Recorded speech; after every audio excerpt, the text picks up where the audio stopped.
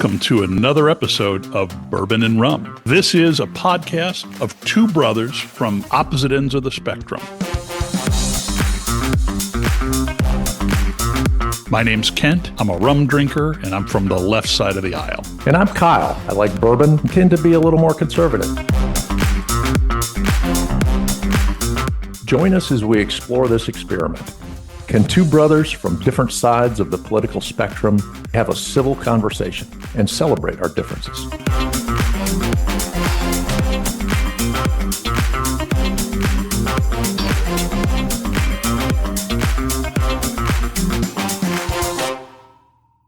What are you drinking? Well, I decided to crack my Weller single barrel. And the reason is, I like the Buffalo Trace products, but I've been noticing the availability seems to really be increasing everywhere. Like just regular Buffalo Trace at one time, it was almost impossible to buy a bottle. I can go to Specs right now any day of the week and buy a case of it. Or like other hard to find stuff I'm starting to see all over. And like this Weller single barrel, for the longest time, it was like a unicorn. You could never find it. We went and hit golf balls today at our little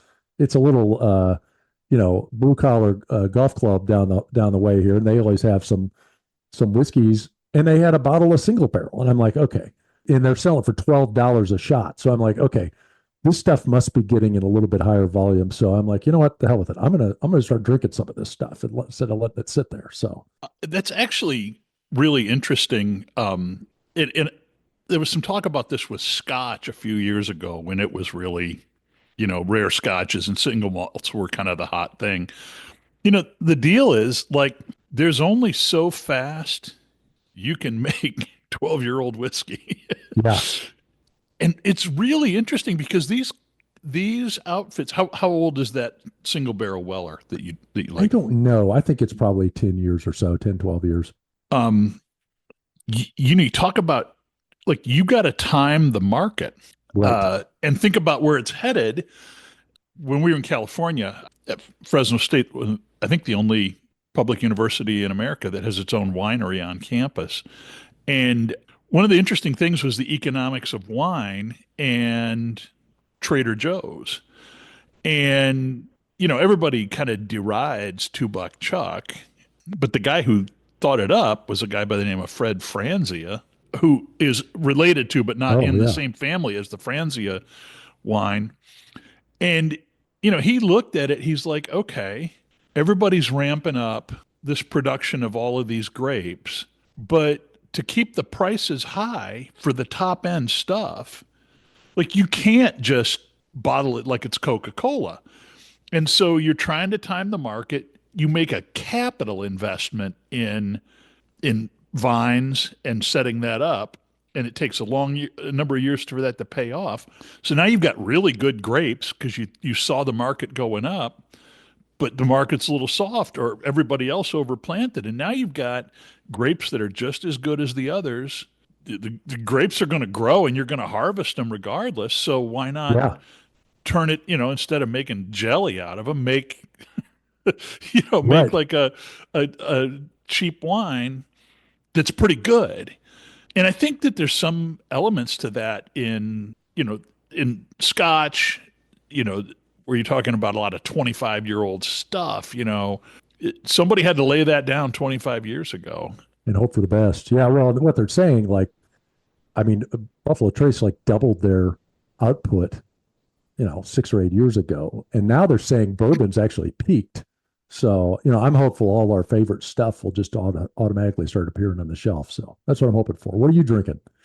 Well, I'm drinking cheap rum today in the form of a daiquiri, which, I like sipping stuff. But one of the great things about rum, I think it's different than, and, of course, you can buy like long-aged rums. More often you see what's called the Solera system. I don't know if we've talked about this here or not, but basically what you do is you set up a rack with 25 barrels, and every time you need a bottle, you take it out of the bottom barrel, and they're hooked together. So you fill that bottle with the one above it, with the one above it, with the one above it. And what you wind up with is it all kind of mixes together over time, and you have a really consistent, and like the first barrel might be 10 years old, and then all these other barrels on top of it. But by the time it siphons through, right, like none of that has been sitting there for 10 years. It's been working its way down, but you wind up with a really consistent product. Kind of the opposite of like a barrel strength where they're all over the map. Each one's a little bit different. The Solera thing, it gives you a really high quality product and it comes out exactly the same every time. So rum's a little easier to respond like that. But then also sometimes you like cheap rum, and I like this is Cruzan or Cruzan, I don't know how you say it.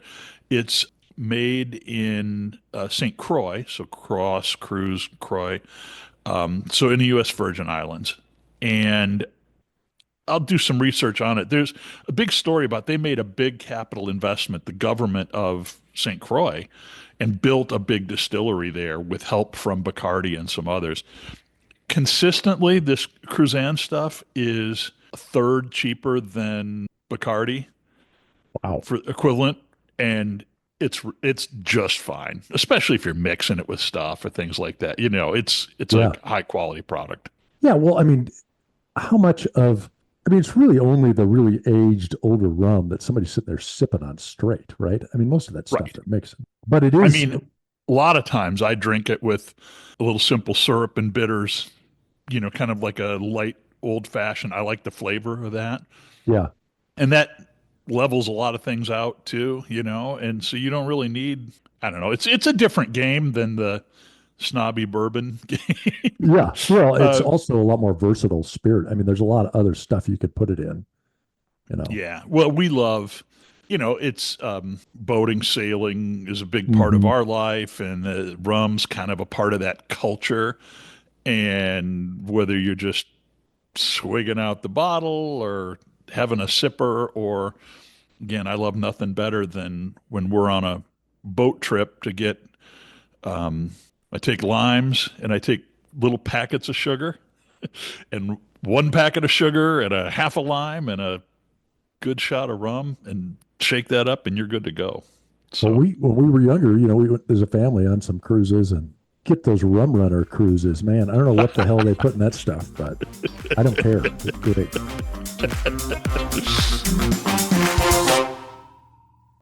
thought today maybe we'd take a break from the, you know, uh, the routine that we've been on. You pointed out very accurately that, and maybe more so under Trump. I mean, with Biden, it was a little like a nap with your grandfather, and with Trump, it's going to be like A whirlwind. eruption of the day kind of, Right. and we don't want to just solely be chasing that, which is not to say that there's not important things there to discuss, but we also don't want to just be like following the news with what's the latest chaos.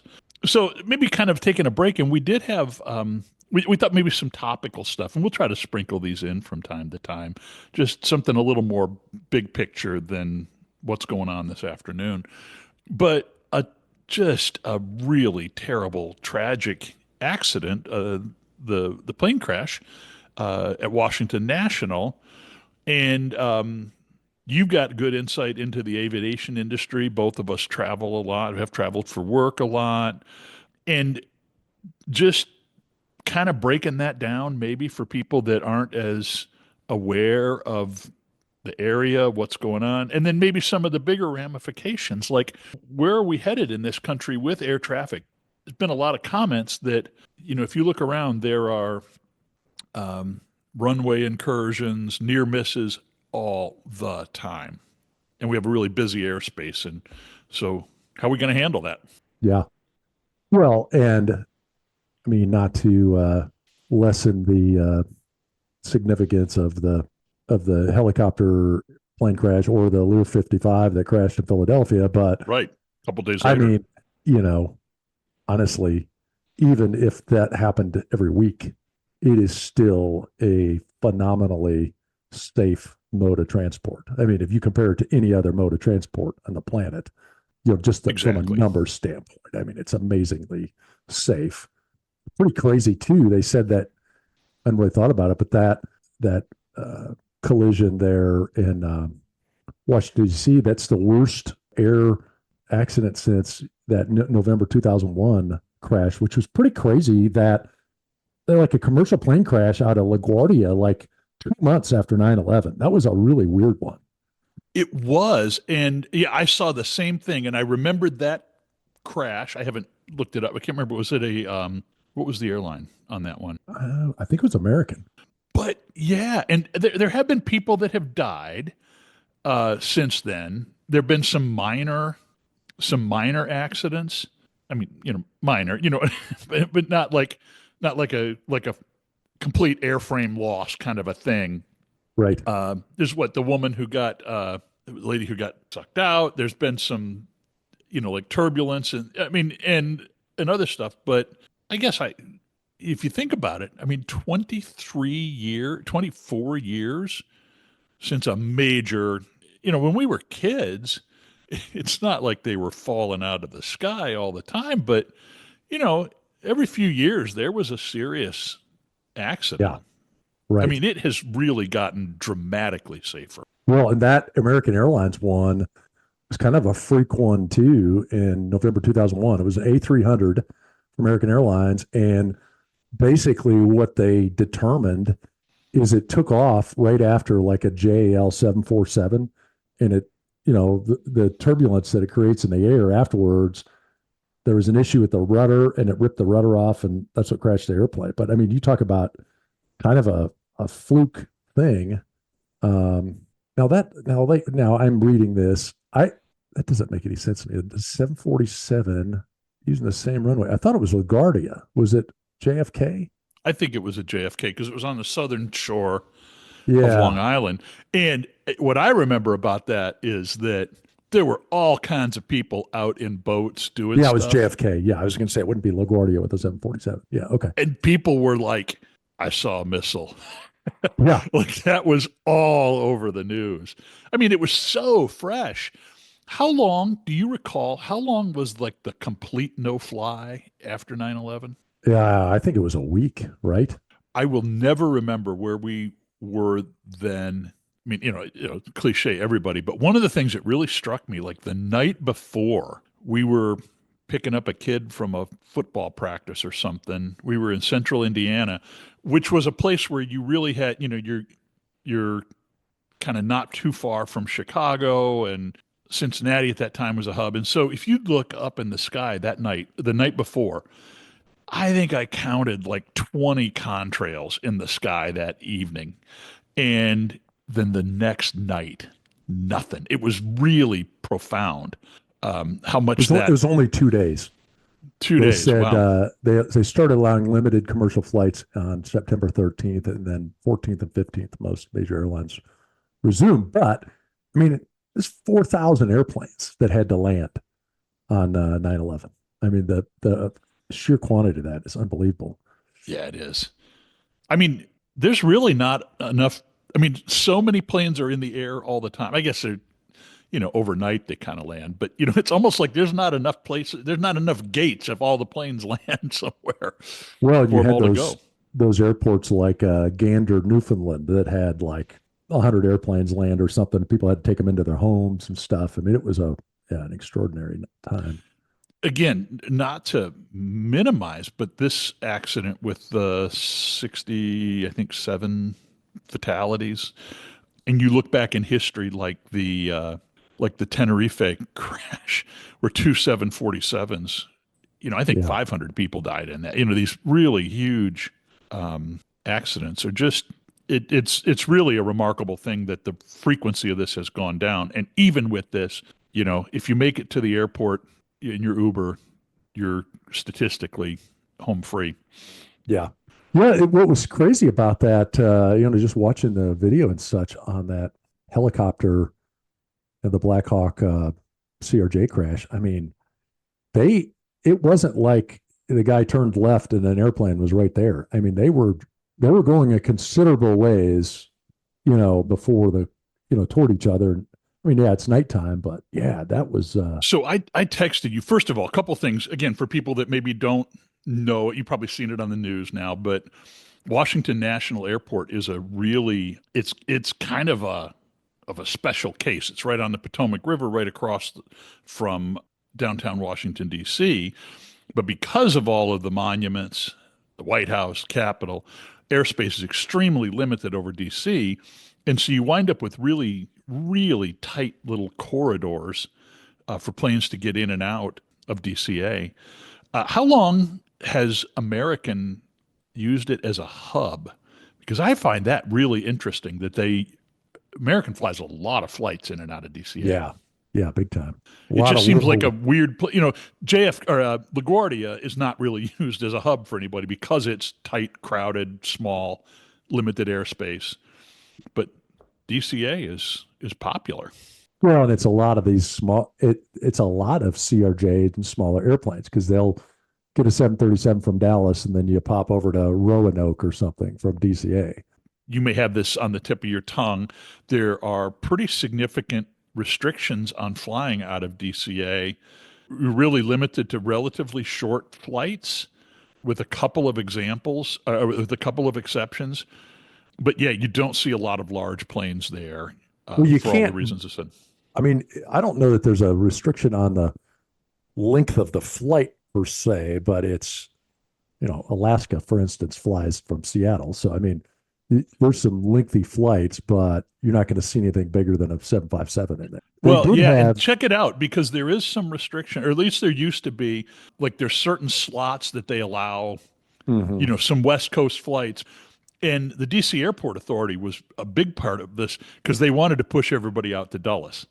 Oh, Dulles is way out in the country, and so nothing international out of DCA. I thought it was a 500-mile limit with a finite list of exceptions, or 1,000 mile. Yeah, because we're 1,000 miles here. We've got a DCA flight. But anyway, the other thing is that oh, uh, you're talking to the perimeter rule established in 1966 restricted nonstop flights to and from DCA to destinations within a 1,250-mile radius. Interesting. But and I'm wondering is how that there no must longer be, in place? well, I mean, there must be restrictions or there must be exceptions. Oh yeah, there were some. Like they said, you can go to Denver. You can go to, I thought, well, Dallas. You can fly to Dallas, right? Yep. And that's more than 1,250 miles. But I think they give you like a couple of flights to your hub in Dallas and in Denver, because then you can get anywhere. But I don't think there's any transcons out of. They said, for instance, in 2024, 5 additional beyond perimeter round trip slots were added, enabling airlines to offer nonstop to San Diego, San Antonio, Seattle, Las Vegas, and San Francisco. So yeah, Okay. it sounds like they're not banned, but they restrict them. It's not like the norm. Yeah, I absolutely love flying in and out of DCA. I'm always in a window seat if I can do it. Either way, whether you're coming up the river or down either side of the plane, it's just spectacular. Well, I I, I just love it. I like coming in from the north because if you come in from the north post 9/11, they had to change the flight to where you hug the Potomac and like it's like the last turn into DCA, turning right. I mean, you're like 100 feet off the deck, it seems like, and they're just kind of turning right around. So it's kind of a precarious flight in, but it's kind of fun too. Like you said, the view is great, and yeah, but it is yeah, like you said, the traffic in general, it is a pretty congested area because you do have helicopters. You got the military bases around. Bowling is right across the river there. Yeah, it's So it's that's what I was going to say too. Is that it was Bowling Air Force Base? Now it's a joint base. I don't know what it's called. But every time I've been in and out of there, there's helicopters coming and going from there all the time. And so it wasn't surprising to me that this happened. The investigation, this is still pretty fresh. This happened just was it a full week ago? I don't know. But investigation's still on. I'm going to put a marker out there. I really believe, I've listened to the air traffic control a couple of times. I really believe what happened was there was another CRJ on final back behind this plane, or on base coming up the river. It was going to follow this plane in, and the air traffic controller told the helicopter pilot to maintain visual separation. And I wonder if they didn't see the other plane. Well, I'm shocked that so all the aircraft are equipped with this traffic collision avoidance system, the TCAS system, and something gets close to you, the thing starts going off like crazy. I mean, and I did hear that they tried to pull up right at the last minute, but you would have thought they would have been trying to make evasive maneuvers much sooner had the alarms been going off. Do the military helicopters have the same TCAS that commercial airlines do? Yeah, I don't know. Somebody made that statement, and I'm not sure it would make sense they do, but no. But we know, or do we believe that the American jet did get a TCAS trigger and they were evading? Well, that's the thing. We know what we've been told is that they right at the end. I don't know if that's just a visual cue people have seen on the video, but right at the end they pulled up. But I guess my thing is if their alarm was going off, although maybe I don't know how far away the alarm starts triggering. I guess that's a question too. It doesn't look like most military helicopters have a TCAS. Interesting. So zooming out, and I think we're both enough aviation geek that's maybe over people more than people want to suffer through with us. But I do think about it a lot. We have a really crowded airspace in this country, especially around some of the big hubs. You live near DFW. Now, traffic at DFW is down from what it was at its peak. Am I wrong? I don't know. I don't know the answer to that. I mean, it's still up there. Busy. Yeah. Delta was running a mini hub there back in the early 2000s, and they cut that. Says in 2023, DFW ranked as third in the world after Hartsfield, Atlanta number one, and Dubai second. Wow. Well, I knew it was busy, but I thought it had slowed down a little bit. But what are we going to do with air traffic control? The number of flights continues to increase all the time. I don't know if you do. On YouTube, there are a couple of channels where they capture the air traffic control and then they map out what's going on. And, every week or two, there's a near miss, a runway incursion. It's happening a lot. Yeah. And I guess my question for you, you're more knowledgeable about this than I am, is the system of a guy in the tower, like queuing up planes. I mean, are we reaching a limit where maybe we'd be better off turning that over to AI? Well, I do think, for years there has been a focus on our air traffic control systems are very antiquated still. I mean, there's been a lot of improvements. The ADS-B, some people have heard of before. ADS-B is automatic dependent surveillance broadcast, but it's something that they required. I don't know the timing on it, but several years ago, everybody was mandated. Well, I should say people that are operating certain types of operations were mandated to get these transponders. And so now the aircraft actually has I'm probably butchering the explanation, but it's a more digitized approach of figuring out where everybody's at because people are emitting this signal. So like when you go to any of these flight tracking websites, like Flight Radar 24 or any of these, and you can see where all the planes are, that's because of ADS-B, because of those signals that they're emitting. Before that, it was all radar based. It's all based on something shooting signals into the sky, which is very inaccurate. So that piece has gotten better, but there's still a lot of the, I'm no expert, but I do know there is a lot of the infrastructure around air traffic control that is still very antiquated. And yeah, it's only going to get worse. I mean, they're building planes right and left. The demand is intense. I mean, you see some of the projections over the next 20, 30 years, the number of airplanes and airports and, like in the U.S., I mean, we've got major developed traffic everywhere and lots of, like most of the cities have major airports and everything. I was at the Singapore Air Show a few years ago, and went to like a presentation from, I forget what the presentation, but it was part of the show, but they were talking about international airfare growth and that kind of thing, international aviation growth rather. And one of the stats they said, this was a few years ago, but the stats, it was something like, in China, this, like I said, a few years ago, but there were something like 100 cities with, like 5 million or more people that didn't have an airport. And I'm probably butchering those stats, but it's something on that order of magnitude. Like, we think of like every major city in the U.S. has a big airport and you get around really easily, but some of these developing countries, I mean, they're still in their infancy. Like I think they quoted like the country of Indonesia, it's something like, 15 or 20% of the population has ever been on an airplane. So you just think about like all these places as aviation advances and there's more airports and there's more airplanes and more people flying. Yeah, it's really scary. I mean, like the whole thing that happened, that's a whole other tangent we could get on, but the whole thing that happened at Boeing with the MCAS system and the crashes at, in Indonesia and Ethiopia. And a lot of that, that's pretty well documented, the causes and everything else. But one of the things that you learned as you dug into that is that, like people's reliance on the systems vary depending on the country and the level of training. And, that wasn't why that happened. I mean, it happened because there was this system that was essentially going haywire and they hadn't been told anybody about it.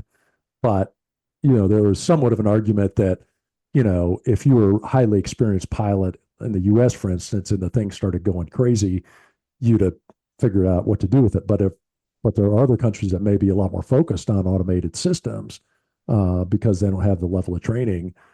So you add that potential fact, along with, this huge rise in traffic and the number of airplanes, and then questionable technology around air traffic control. I mean, yeah, it really does seem like it's a ticking time bomb. I know, there was some, a lot of back and forth.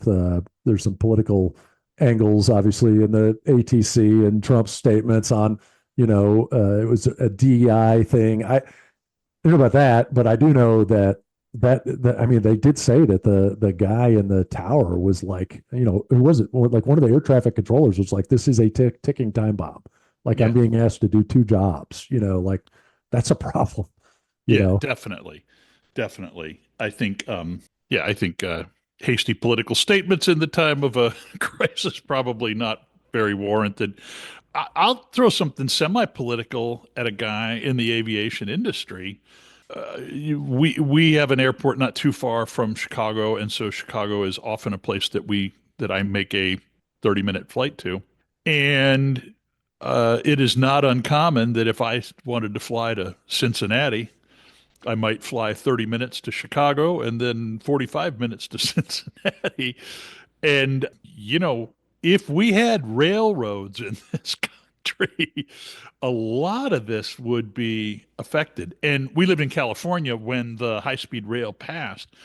And again, talk about a political football. Everybody, "Yeah, it's a boondoggle. It's crazy. They're spending too much money." Well, yeah, they're spending a lot of money. Acquiring right away in California is going to cost a lot of money.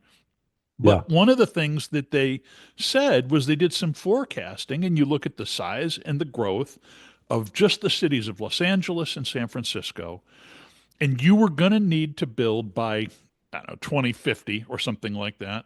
You were going to need to build to handle the traffic. You would need another LAX and another SFO. Wow.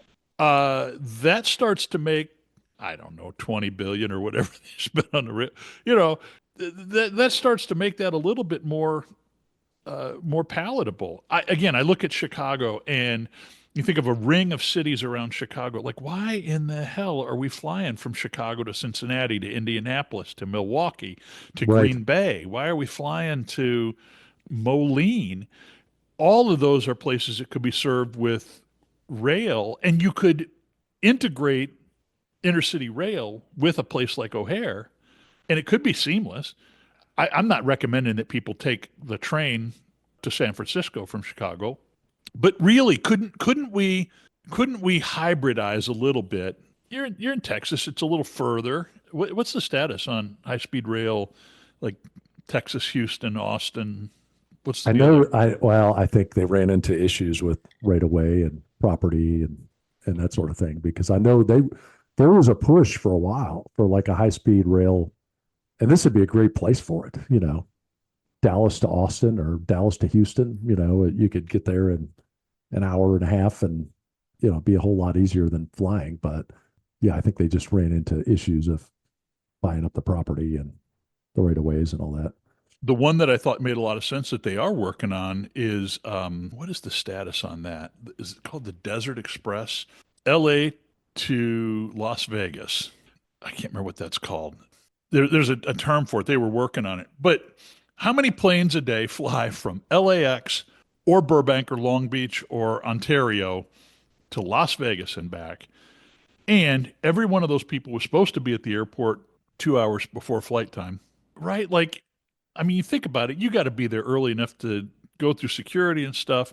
So it's at least an hour before flight time. You're going to have to be there. Then, whatever your flight time is, then getting into the city from the airport, I'm telling you, a rail connection that takes you downtown to downtown, it is so good. And have you ever used Amtrak on the East Coast, the Acela, I have not. I've DC? never had a reason to do that, but that sounds Oh, great. man. I mean, years ago, I was with a group of colleagues that were traveling, and they were like, "Oh, we're gonna fly," and I was like, "Okay, you're gonna fly from DCA to LaGuardia." So they did the easy airports, and so you got to take a car out to the airport. You take the flight, then you got to take a car into the city. I left Union Station in Washington, wound up at Penn Station in New York in about, I don't know, it's 2.5 hours or something like that. It's just no comparison. And, but the reason we have what we have is a political thing. There were political decisions made that absolutely killed the railroads. And I'm going to soapbox on this a little bit. One of the things that people beat up Amtrak a lot for is the subsidy, right? It doesn't pay for itself. The fares don't pay for the thing. Well, that's actually true of all transportation system. You think about it, cars and what we've spent on highways in this country, that's government investment. Some of that's recouped by gas taxes, but mostly that's government investment in building that infrastructure, and people drive on it for free. Well, yeah, you're going to get to drive on this fancy superhighway for free versus taking the clunky old train. That was an easy call for people. There's a lot of investment in airports and now in new air traffic control structures and things like that. I Right? think There's a lot of decisions there. the hard part with rail to me, I think what differs in some of those criticisms of an Amtrak is, like, and I'm probably showing my ignorance a little bit on the rail system. I got a neighbor who's a VP at BNSF. We could bring her on it for a guest speaker. She'd have some good sling here. But I mean, it seems like it's harder to have competition, having multiple providers all using the same rail. I mean, like airplanes, you can have a bunch of different airlines, but Anybody who can afford 150 million of a copy for planes to fly in that's a right. little limiting. Sure. But I mean, it doesn't seem like we've had, there's been nobody with the wherewithal to really compete against Amtrak. Right. There are, yeah, well, and even Amtrak doesn't really. This is, I think, a little known fact. Amtrak owns the trackage from DC to New York, and I think the rest of the way to Boston. There might be parts of the Boston route that they don't own, but that's really their biggest asset is owning the trackage. They own the tunnels under the Hudson River for Penn Station. That infrastructure is what they own. Outside the Northeast Corridor, Amtrak runs on freight rail. When the law was created, this is deep sling. Amtrak was formed by the government in the late 60s, I think, maybe early 70s, right around the turn of the 60s to the 70s. And the deal was that we had a very regulated rail system in the country. The regulatory agency for the for the rail. Rail traffic had been declining for 50 years at that point, not that long, 1970s. Rail was really declining all since World War II with aviation. And so, to make sure that cities had service, the railroad companies were all independent companies. This goes to your competition thing, right? They own their track, they run in freight. That's how they make their money. But they were required to maintain their routes. And so BNSF would have had to have had I don't know what the train is that runs from New Orleans to Jacksonville, right? They had to maintain that. They're losing money out the door on, but they were required to maintain it as a part of, if you want to be a railroad in this country, you have to keep your service on these historic routes. And all of the railroads were doing this, and they're like, we're losing money out the door. It's crazy. Get us out of this. Just tell people to fly. And so the government solution was to say, we're going to create Amtrak, and Amtrak is going to do the following. First of all, you're going to donate your rolling stock of passenger rail cars to Amtrak. You're just going to give them the rolling stock. And we're going to capitalize them as an independent company. They're going to take the routes. You don't have to be in the passenger rail business anymore. We're going to take that off your back, but you have to let them run on your trackage. And so outside the Northeast Corridor, Amtrak to this day does not own any inch of rail. They're running on BNSF track. They're running on Union Pacific track because they basically get the right of way to use the track, and they're supposed to give them priority. But if you've ever traveled Amtrak's long hauls, you're forever getting stuck behind freight trains because the reason that track is there is to run freight trains and to run crap from shipping containers in LA from China over to the Midwest. That's why the reason the rails are making money, but they have to allow Amtrak. And so you have this kind of weird dynamic. It's not a government agency, although it is kind of a quasi-government agent. And it wound up with legacy powers and rights. And this is, again, I'm getting political. Every time congressional opponents of Amtrak start griping about, well, it loses money every trip, and why are we even doing this? We did this because the government did a huge favor to the big Class 1 railroads in this country by taking them out of the passenger rail business rather than forcing them to do that. And so, yeah. But to me, I guess it's depends on your perspective, but to me, it is like he epitomizes why government sucks at administering things to the public. Like, it's extremely expensive. It's not competitive. The service isn't great. It's, I have ridden Amtrak, not in the Northeast, but, it's a little schlocky. It's not nice. It's like, it's like what you're going to get in a government provided thing. And I guess you could make an argument I guess your argument is like, that's really the only way to make it work. It's not great.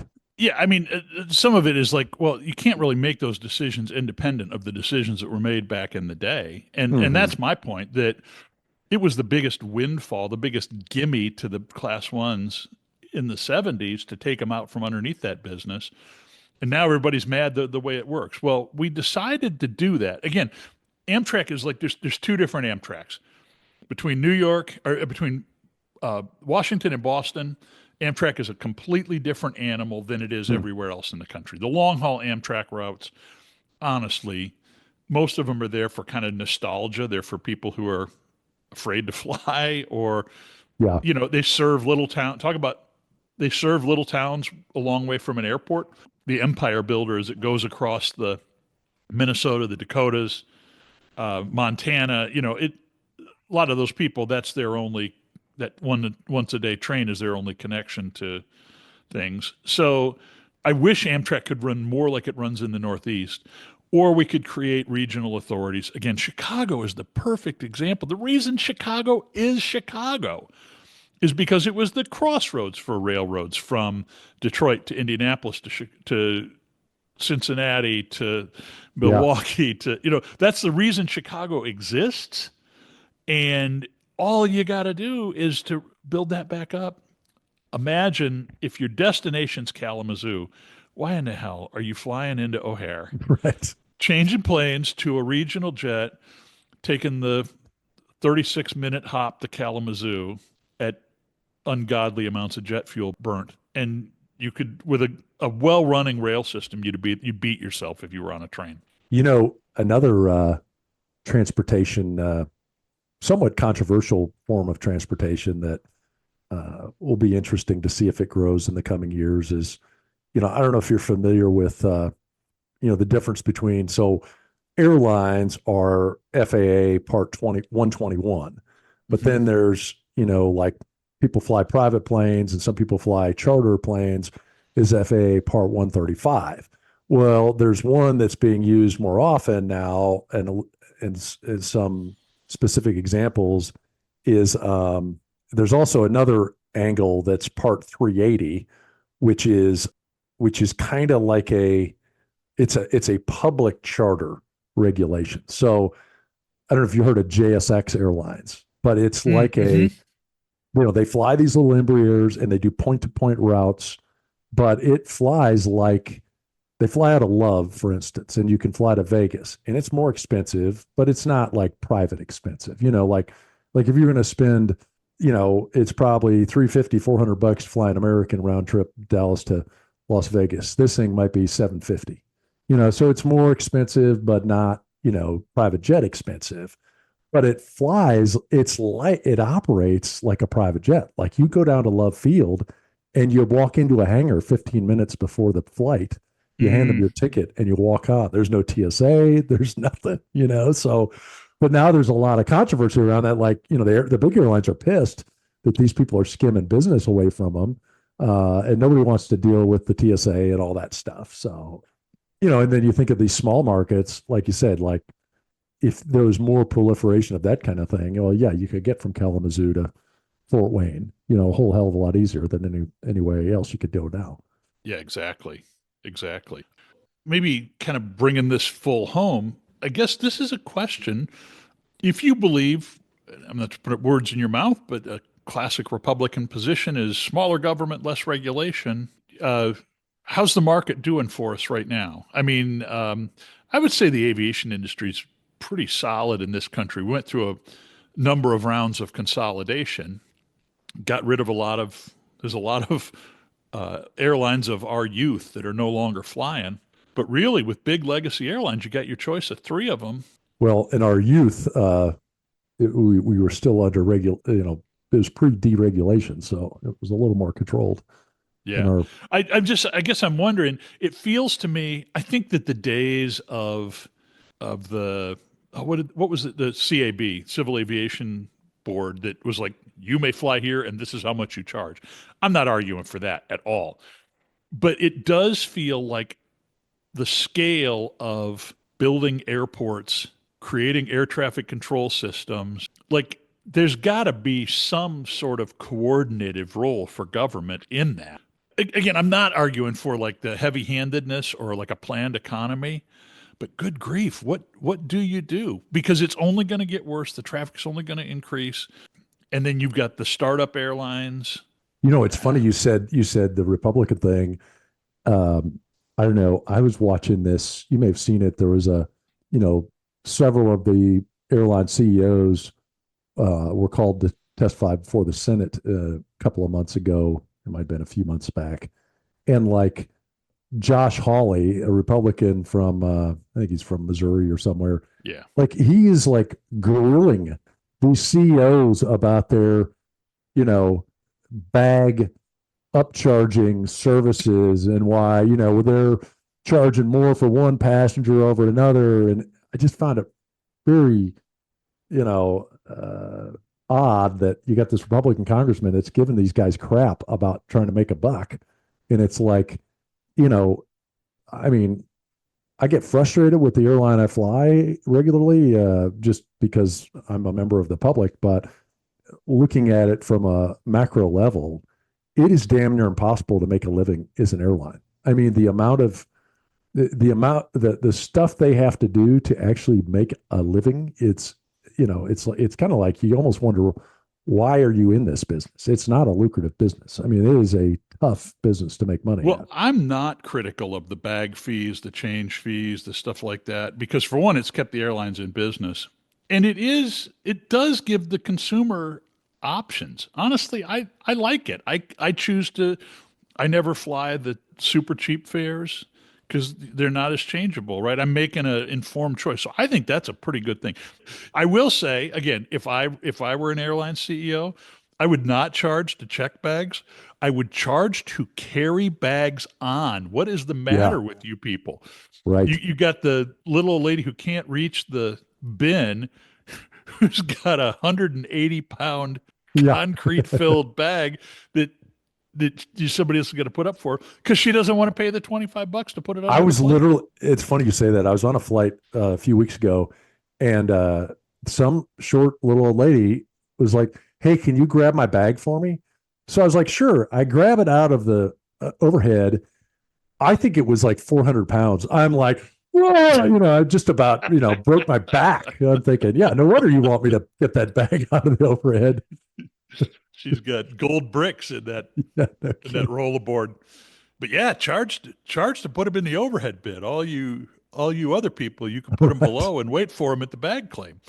But I guess I'm not talking about government relation like that. I'm not talking about getting in their business. I am not talking about moving back to regulated flights and fares. But some sense of government responsibility for long range planning.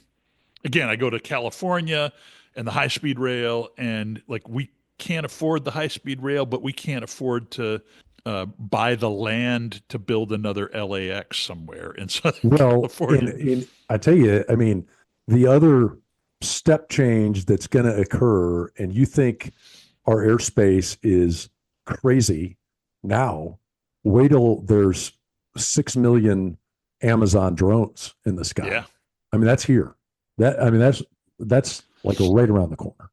yeah, Yeah, I think yeah, you're right. I think it's going to be an AI enabled airspace. That's the only way it's going to work. yeah. And the planes are all going to be lined up, and they're And going to be landing in every 30 seconds, and the AI is our going to tell them when they got to go around. our brother-in-law, who's a pilot, would hate to, he he he might get a little fired up in the podcast if we went there, but I don't see how we're going to have pilots piloting airplanes 20 years from now. There's no way. Why don't we make that a special investigative episode? Uh, the proposition we should get away from pilots and turn it all over to computers. That's right. Well, good. This has been a little unconventional for us, but I've enjoyed it. And I think this Yeah, is kind of a same. healthy thing to talk about. I think it's an example too. I don't know, we maybe disagreed on a couple of like minor points on this, but for the most part, we've talked about it for an hour and kind of been aligned. I think that's interesting because this is a really important part of our economy, important part of our society, and yet you and I are pretty identically aligned on this. It goes to my belief that a lot of the partisanship and the division is synthetic, and it's not real. Like if we Yeah. list the big issues, the things that really matter, not the stuff that's on the headlines, not the stuff that's in the executive orders, not the stuff that, is the headline on CNN, but the things that really matter to people day to day, you have much wider agreement on things. I mean, you've talked about that before too, about like, like dad's thing in a negotiation, like align on the outcomes, not on how you get there. And I think if all we were talking about is outcomes, like, hey, we all want to be safe and make more money, deal, but then it becomes like a stylistic and process point of view of how you get there. And some of those are wildly different, but Yeah. the basics, And money's being spent, and therefore everybody's got an opinion, yada, yada, yada, yada. But right. it is interesting. I'm proud of what we've done with this conversation, to tell you the truth, that I think that we have been civil even in times of, pretty direct conflict about things. I Yeah. think we're proving that like intelligent, well-read people who care about each other don't need to hate to talk about current events. I think in the same way, if we would focus on these kind of outcomes, I, like, why don't we start the conversation about the outcome? Yeah. We start about the mechanism. We start way up the food chain about who's going to pay for it, or Right. down the food chain. Like, let's start with what do you want? To your point, we'd like to be safe and make money. Okay, we haven't lost anybody at that point. Right. Exactly. And to our listeners, I'm not an expert. I just play one on television. There's probably if somebody wanted to turn our episode over to Snopes and fact check us, I'm sure we had a million fact errors, but we prep for our podcast. Like, well, I need to research more. Well, honestly, that's probably what drives a lot of the division is people just talk off the cuff what they think. I mean, and I don't necessarily think it should change. Like, we don't have to be factual and everything, but I think we got to go into it knowing, like, I work in aviation. I'm not an aviation expert. You're not an expert in it. Like, there's just a couple of guys trying to figure things out. And I feel like a lot of the disagreements that take place, it's like, well, no, you got that fact wrong. Well, okay. Yeah. I mean, that's cool. Probably did, Big picture. Well, I guess as we wrap up, we did launch this by talking about the incident, the collision in DC, and then the Learjet crash in Philadelphia. And again, I think there was a useful gateway into this conversation, but obviously want to be sensitive and respectful. There are people that lost family members, and very tragic. Unfortunate to see. It's a reminder why the stakes of this stuff are high. And when we're talking politics, when we're talking about safety, it's not just an academic exercise. I think that's the other thing that happens too with a lot of Washington, a lot of the news on television. People's personal worst day tragedy things become a buzz line for exactly like a point, and hope we don't become that. I mean, I think it's worth it to talk about it, but also don't want to overshadow people's loss. So yeah, absolutely. I think with that, we'll call this a wrap. It's good to talk to you. Same here, Kent. Have a good week. Talk soon. Hey, thanks for joining us on this episode of Bourbon and Rum Podcast. We hope you enjoyed it. Remember to subscribe on your favorite platform and leave us a review. Your feedback helps us keep the good spirits flowing. And we invite you to join this conversation. Follow us on our Facebook page. Let us know what you think. Let us know what you want to hear. And until next time, cheers.